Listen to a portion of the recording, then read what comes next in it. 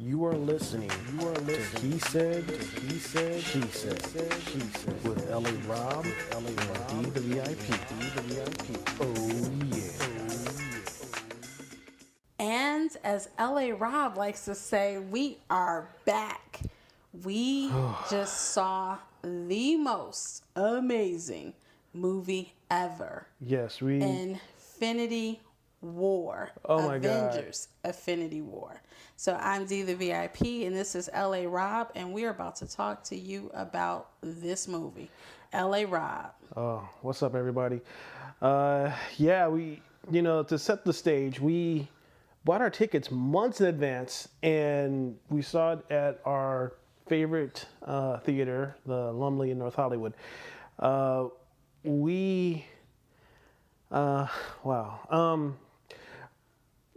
First of all, we're going to talk about our initial reactions, and then we're going to go heavy into spoilers. This movie just came out. So if you have not seen it, when we tell you, we're going to tell you. We will give you warnings. This is going to be the part that... And stop signs and that sort of thing. That we're going to... Because everyone's going to be talking about this movie. Start talking with spoilers. So at that point, you need to we will walk warn away, you. go we will see give the you movie, multiple warnings before we jump into it. and then come back. Okay. Now, let's just talk about how we feel at this moment. Having walked in the door after seeing this movie, and in my humble opinion, having our minds blown. Yeah. I'm still processing this. So, I stayed away from spoilers, thank goodness. And this movie did not. It surprised us in a good way, and it's really cool. Like when you're seeing a movie with fellow fans, and you're sitting next to really cool people, like we did in this theater, and we're having conversations and stuff like that, and which is amazing. Yeah, and well, let's just set the stage and backtrack just a little to so when we went to see Black Panther, we were there really early. Yeah. And to stand in line to get in, and nobody was there early. This movie, we were there really early again. And they were actually seating you in the theater because so many people had showed up early. Yes. So the anticipation for this movie was incredible. Yes. Everybody, like us. I mean, we were just hungry to see this movie, and we're all looking at our watches, counting down. It's directed by Joe and Anthony Russo, who directed Captain America: Civil War. I watched it yesterday. Mind blown because that's such a great movie. Winter Soldier is one of my favorite films. And so when we saw after this movie played and after it ended, I felt like stunned, yes. But in a good way. Like when I seen Empire Strikes Back, which is one of my favorite darkest Star Wars films. It's so like, oh, that's what happened. Yeah. But this exactly. was even darker because. Not to get spoilers. Okay, I'm sorry. We're just going into our reaction. Well, you just said it was darker. You didn't say in what way. Yeah. But this movie we actually sat there for a few minutes, our whole row, because we had some serious diehard, true-to-life fans who were repping with the shirts and all that, and you wore a Stan Winston shirt because I guess he had something to do with it too. But so these were diehard fans, and all of us were quiet. Yes. After the movie, and we had to process, what the hell did we just say? Yes. Oh my God. It was.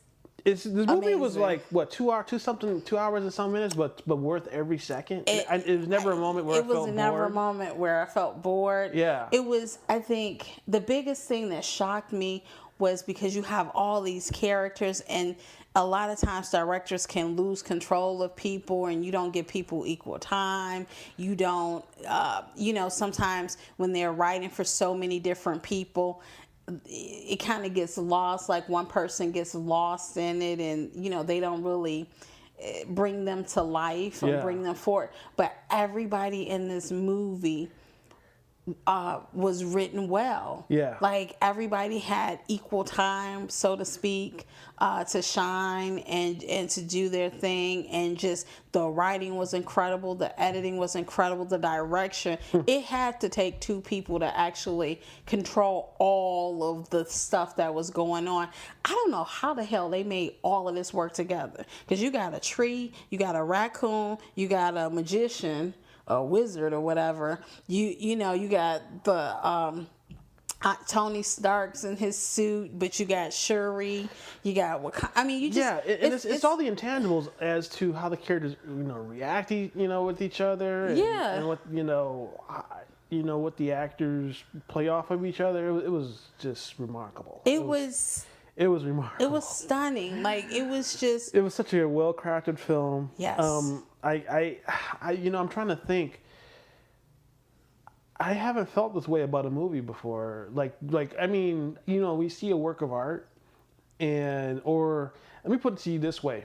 I feel like I feel like if I was to relate this to seeing, my favorite artist, I feel like somebody's just handed me a Michael Jackson album or a Michael Jackson song that I've never heard before, and I'm sitting there like stunned. And it's like Michael Jackson, like 80s Michael Jackson. Legit. He was in his prime. Yeah, legit Michael. prime. Yeah, prime Mike. I just feel like I can just sit there, and I was entertained. This movie was entertained. This was some of the finest crafted entertainment put to film. It was okay. So for me, it was like Black Panther was a beautiful film. Yes. Like it was visually stunning. The costumes were stunning. Like it was just a beautiful looking film. Yes. And it was definitely entertaining. This film blew my mind because it was just amazing. It wasn't about the beauty and all that, because you were used to seeing everything that you saw, so nothing blew your mind in that regard. But it was, I mean, they still took it up 10 notches, because you might have had the bar set at a certain level, particularly after coming off the heels of Black Panther, seeing this, but you still were kind of like, oh, okay, and they still exceeded where you had the bar set. Yeah. I mean, it's insane. I mean, I put it to you. I felt the same way when I seen Lawrence of Arabia, the 70mm print, because I've just seen such a gorgeously shot, well-crafted, beautiful film. And that's what this was. I mean, it was just a beautiful, well-crafted film. Technically, just on so many different levels. It was so just like...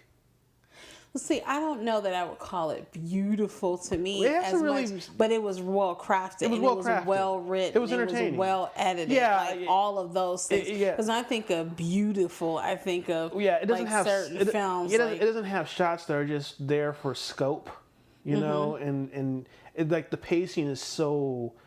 It's so quick. It's on point. It's on point. There's like the points that need to lean. They go as long as they need to. Mm-hmm. They're not too long. The parts that are quick, are quick enough. So it's just a well edited. The pacing is just so tight, so perfect. It's fun. I am not bored. It was a very entertaining movie. But you know what? It was like a cake that had Guardians of the Galaxy, Iron Man. Like you put all the different movies in, ingredients from those movies into one bowl and mix it up, and somehow it worked together. Yes. Okay, I mean, you had the fun and the lightheartedness of Guardians of the Galaxy. You had the arrogance and self-assuredness of Iron Man. You had like the youthfulness of Spider-Man. You had the self-confidence and regalness of T'Challa and and Black Panther. This and it somehow worked together. Yes. Like I'm like, what? Yes. How did this work together? I mean, my hat's off to the Russo brothers. They did this. Yeah, and and I like how they didn't even shortchange Scarlett Johansson's character. Even she was a badass. Yeah. For her not to have any powers, she was a badass. I mean, I was like, oh my god, this movie was great. And Koye. Oh, yeah. And Koye Okay, was a bad. I mean, So here's the thing.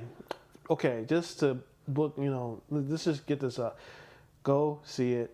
If we were to rate this movie, this is an A++ level. Plus, great movie. plus. Like, I mean, and to be honest, yeah, I mean, this like when VIP is literally saying, put the mics on and set up the equipment, and this whole thing was her deciding. It was her idea to record and put this out there because, mind blown. Yeah, I mean, because I think we're at a point where we're just recording and doing the show for stuff that we like. Yeah. And but this is If we're going to the trouble of telling you guys how much we love this movie, it's because we are sincerely passionate about it. Oh yeah, we stand behind it. Matter of fact, if you don't like it, I'll give you a refund. Just kidding. If you don't like it, something's that's on you. Something's seriously wrong with you if you don't like this film. Yeah. If you like Marvel films and you don't like this film, you have a problem. No, if you don't like this movie, legit something's wrong. Yeah, if you don't like this movie, you're one of those people who like to go against stuff just to be a hater, just to go against and be unique. Yeah. No. So now, with that being said. Stop it if you have not seen the movie. Get your hiney to the theater. Go see it. Yeah. So press pause and then press play when you return after seeing the movie. Because now we have to kick the reel and we're about to give out spoilers. Okay. So we'll give you a second. Your spoiler We'll give alert. you a moment of silence. Here we go. Okay. Are you done? Press the button. Bye. All right. Okay. Let's get to the juice. All right. Everybody who's seen it, listen at your own peril. We about to jump into this here. Spoiler alert.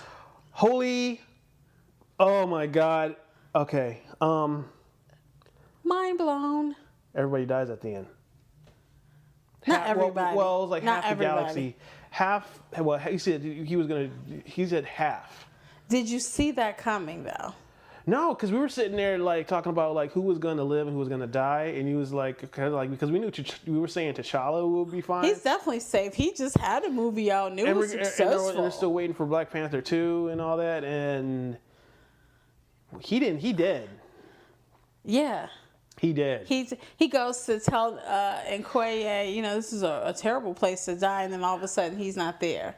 Yeah. It's a wrap. Like what? This movie shocked me because first of all, I didn't expect anybody to die, but we were sitting with some diehard fans who knew what was up. I mean, she actually was reading the Infinity Gauntlet while we were sitting there, so we had a row of for real fans. And so when she said there's a bet on who was going to die in the movie, that was my first inkling that somebody was going to die. I don't know if you knew that because I know you follow the comics.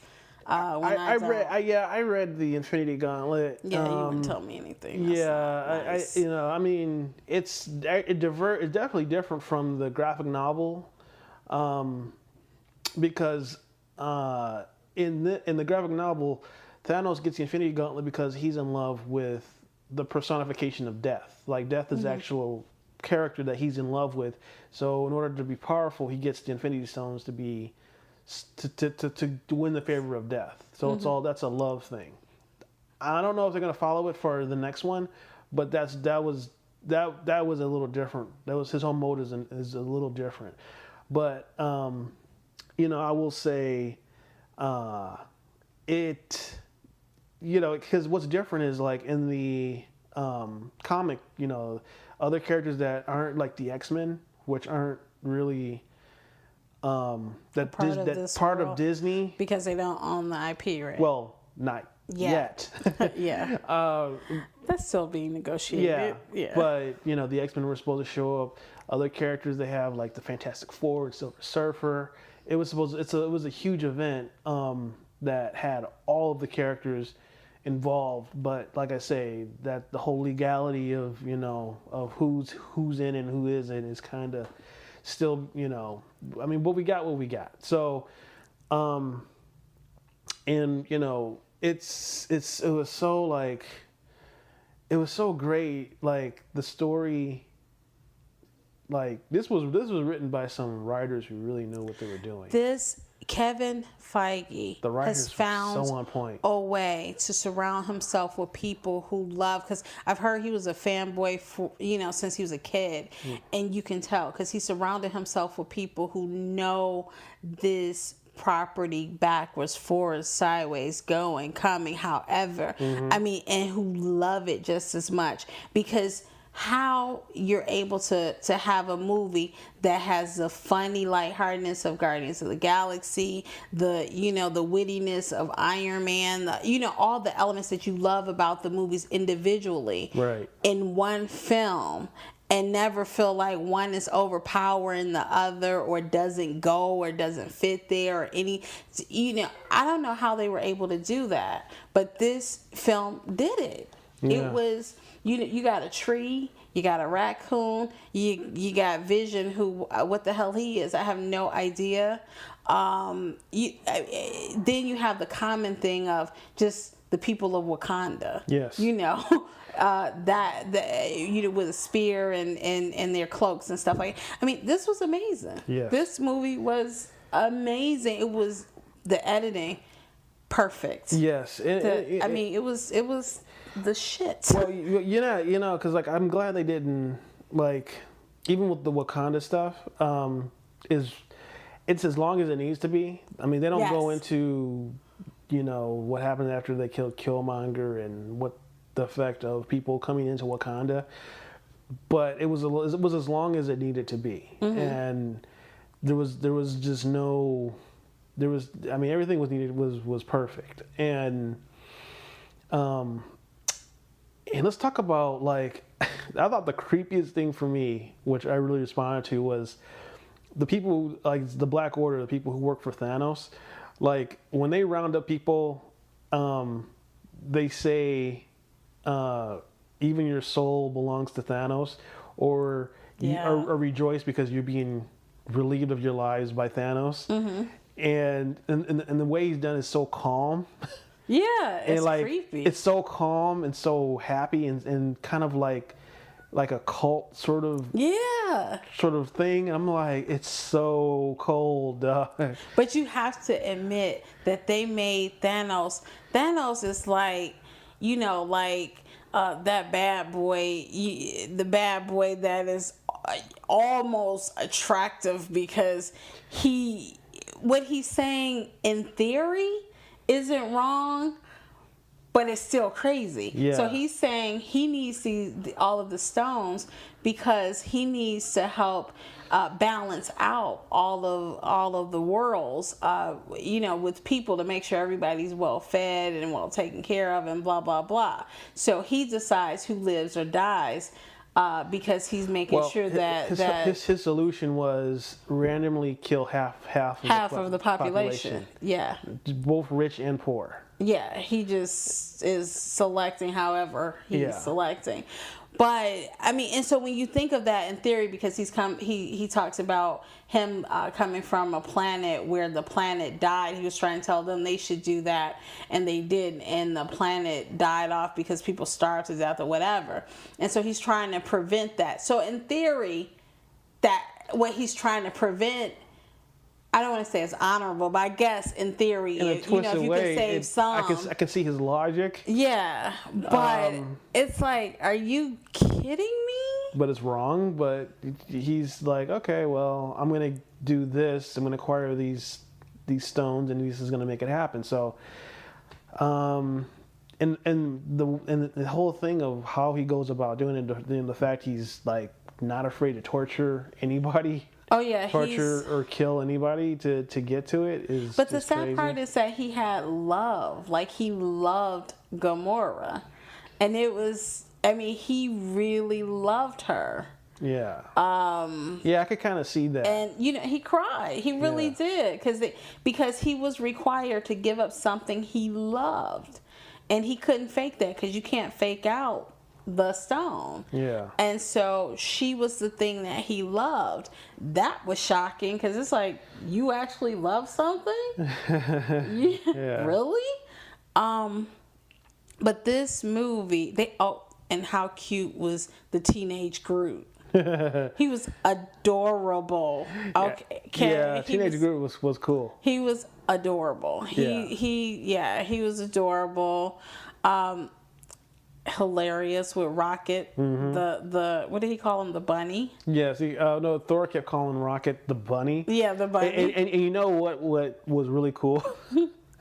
I like that one moment where Thor is talking to Gamora, and Gamora's talking about her messed up family history, and Thor's talking about his messed up family history, and then Quill's like, yeah, my family history's messed up too. You know, my dad, I had to kill my dad. Right, and yeah. and everyone's kind of like, okay, whatever. He kind of is like, you know, trying to be impressive, and no one really, you know, but well, he kept trying to do that. Remember when he made his voice deep? Yeah. And they was like, are you trying to make your voice deep? Are you trying to mock me? And well, then it got kind of like he was trying to pick a fight with Thor and didn't know exactly who Thor was and what he was capable of. Yeah. Well, it was over girls, so you could see like the idea of that. But what's Batista's character's name? I always forget. Oh yeah, Drax. Yeah. Hilarious. Okay, he was hilarious.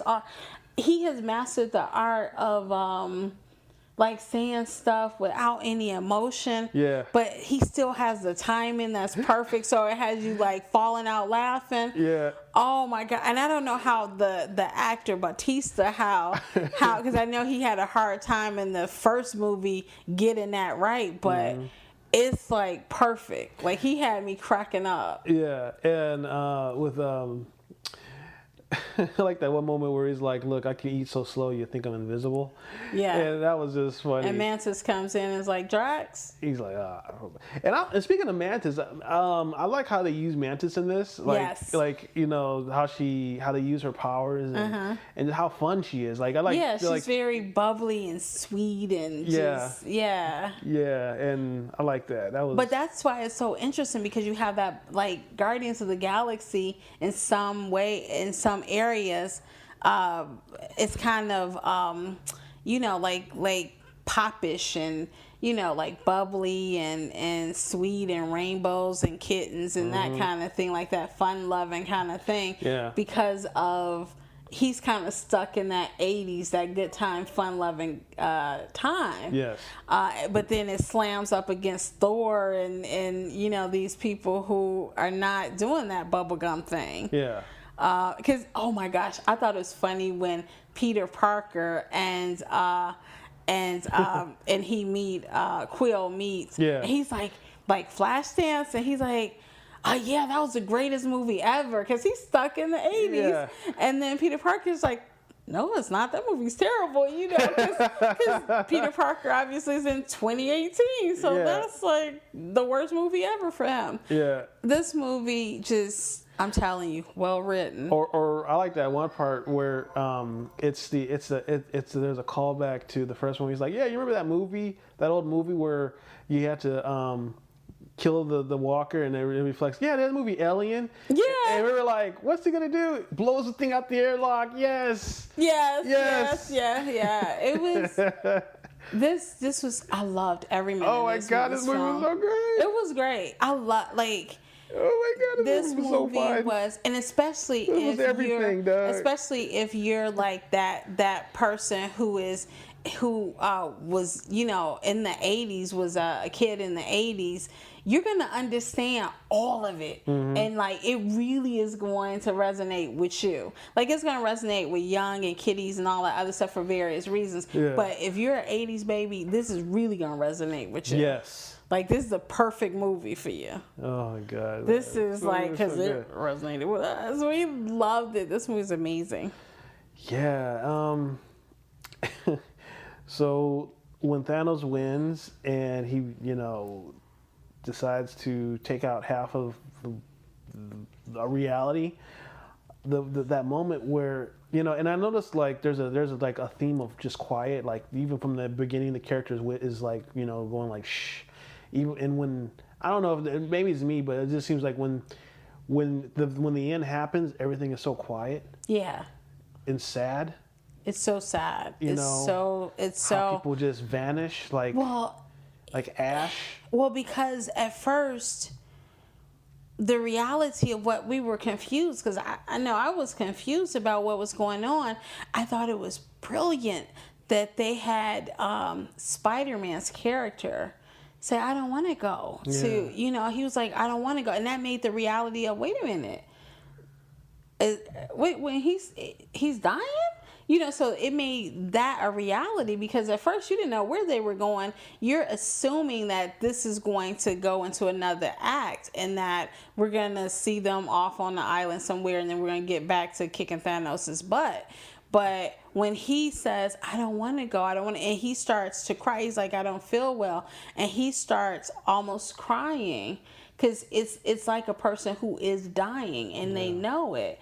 And that was so sad, because that was a smack in the face of, oh my God, he's killing these people. Like, this isn't a next scene coming up kind of thing. Yeah. And so our minds were blown. Like, we sat there and didn't say anything. It was, you could have like heard a mouse walk across the floor or something, because we didn't. Like, I'm like, what is happening here? And then I'm like, oh my God, like they took out Doctor Strange and they took out, who could really, the only person who could really, and I was surprised that I think he neutralized all the threats to him personally. Yeah. So he got rid of Doctor Strange. He got rid of what's her name, the Red Witch, lady, Scarlet Witch, because she can handle anybody who was a true threat to him. He got rid of them. Yep. So he got rid of Spider-Man, because he kept getting on his nerves with the shooting the webs. Yeah. He got rid of Black Panther. He got rid of Vision. Yep. He got, but that was a necessary evil, because he just needed to get the stone from him. Mm-hmm. It wasn't because of his powers or anything. He got rid of Bucky. Yep. This was like, oh my gosh. I just, so when we sat next to the... He got rid of Groot. Yeah, he got rid of Groot. I think Groot got on his nerves when he wrapped the stuff I'm looking at with Rocket Raccoon, like him losing his friend again.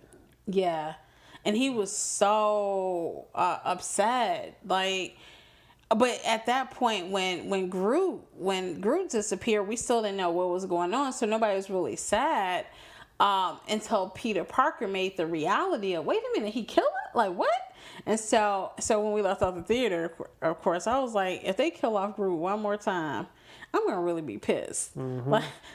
Can he please grow up and be Groot again? Because he's a sapling or whatever he is now. But I didn't see that coming. Nope. When she introduced the idea that somebody was gonna die, I said Vision, and I said who's the other person I said? I said Vision and because both my people died for sure. It was Vision. We thought Tony Stark would go. They thought Captain America. Nope, it wasn't Captain America. It was Bucky. I thought Vision and Bucky were gonna die, and they did die. I had no clue. Yeah. That it was gonna be Spider-Man, T'Challa. Yeah. Vision, Scarlet Witch, just all these people. I had no idea. Yeah. What's the sorcerer guy? Doctor Strange. Yeah. Just yeah. Marvel, you blew my mind. Yeah, I love that moment where Scarlet Witch, they try to destroy Vision, and they succeed in destroying Vision. He uses the time stone, before he got to him, yanks it out of his head, dead. I was like, wow. Yeah. So it still was the same ending, but 10 times worse, because it's bad that you have to kill the person you love. It's worse when it's in vain, because you still didn't save the stone from the person you're trying to save it from. But you know what? There's that one moment where Doctor Strange said, "Have you seen the multiple outcomes?" And he said, "I've seen one." Yeah. And I think he's playing that one. I think he let everything happen. Well, he said that he saw 14 million and something. Yeah, it was. But he said, did we win any of those times? And he said only once. Well, if you look at you play chess and he's talking about an end game. Yeah. Like, you know, I think you might have him in check, but it might not be checkmate. Yeah, I don't think it's checkmate. No. I don't think it's checkmate. And I wonder if Doctor Strange, like if this disappearing thing was something Doctor Strange did rather than Thanos, simply because Doctor Strange said this was the only way that we could do it. Mm-hmm. This is the only way that we can do it. So that stood out to me. So I was like, wait, is it? Because we were assuming that it's Thanos. We didn't see him do anything and manipulate anything to show that it was him. So what if this was Doctor Strange? Yeah. And let's talk really, let's talk about, because we stayed for the end credits. Yes. I like how they did a beat like there was going to be something and there wasn't. So we stayed all the way to the end. And there's that moment where we see Nick Fury. Yes. And he disappears too, but he pulls out a pager and he pages Captain Marvel, which is currently filming right now, which is a movie, is a prequel that takes place in the 90s. Yeah, to introduce Captain Marvel, which is brilliant. So it shows us Captain Marvel's story so in the next Infinity War movie, you'll see Captain Marvel, and you know who she is. Yeah. So they're methodically making these movies. Yeah, this is amazing. Like there's a purpose to these movies. Yeah, no, Marvel knows what they're doing. There's a methodical plan. They have planned this out, I believe, for the next 10 years. Because it's amazing. It's amazing. Like they have the right directors, the right writers, the right actors. I mean, it's just they just can't be stopped. They're just such. They have the formula. They have the book. Mm-hmm. They have the secret sauce. So Avengers Infinity War blew our minds. I cannot wait to see it again. Yeah, absolutely. It's just so fun. I mean, Black Panther was. It was a cultural milestone. Absolutely. This, and it was an amazing film. It was. It was totally well done cultural milestone. It was what it needed to be. Yeah. This film, it was pure fun. It was pure entertainment. Well, this movie was everything you go to the movies for. Mm-hmm. It was worth. I mean, to say something that's 10 years in the making, it actually be worth it. Yeah, and they turned the Marvel into a number 10. Yeah. But But what's brilliant is they reset the chessboard. They reset everything. They cleared off everything. They cleared off everything you thought you knew. Yes. And started anew, so that way they can go forward with the new movies. Yeah, or they can go back in time. But what this is like to me, it's like stair steps. Like Marvel has built stair steps. Like Black Panther led up to this, and this will lead up to something. Hopefully, that's going to be greater than this. But when you look at Marvel and you put their films in order, you feel like you're walking up a flight of stairs because each one is better than the next one is better than the next one's better. So they have whatever the formula is. It's like Colonel Sanders chicken. You better not let anybody get it because they have it. Like it is the formula. Oh my God! So yes, Avengers Infinity War. Yes. That's the greatest movie I've ever seen, dude. The greatest comic book movie I've ever seen. It was so fun. So fun. Yeah, it was amazing. Can't wait to see it again. And I just want to just say this. If there's something that you really want to see out there, stay away from spoilers. I'm getting to the point where I'm staying away from trailers now. I think YouTube, Instagram, Facebook, the internet, Google, stay away from those. Make up your own opinion. Don't let social media rob you of your joy. Absolutely. Go see this movie. We give it 1,000 out of 10. 1,000 out of 10. It was great. All right. Peace. This is L.A. Robbins, the VIP. Peace. Deuces. Peace and deuces. So look, to follow us, you can go to iTunes, tune in. You can like us on Facebook at He Said, She Said, LA Rob, and Be the VIP. There's a lot of He Said, She Said out there. So make sure it says LA Rob and Be the VIP. Also, you can follow us on Twitter at LA Rob and Be the VIP. And if you want to follow LA Rob's his stuff, you can go to Mel Hondo, MALEHONDO at YouTube. Did I say everything? You did? See? No, wait, you missed one. What? Lord Tyree, LORDTYRE. That one is one of my older. And I'm not calling him Lord anything, so that's probably why I messed up. At least not on mic. Yeah. Alrighty. Or off mic either.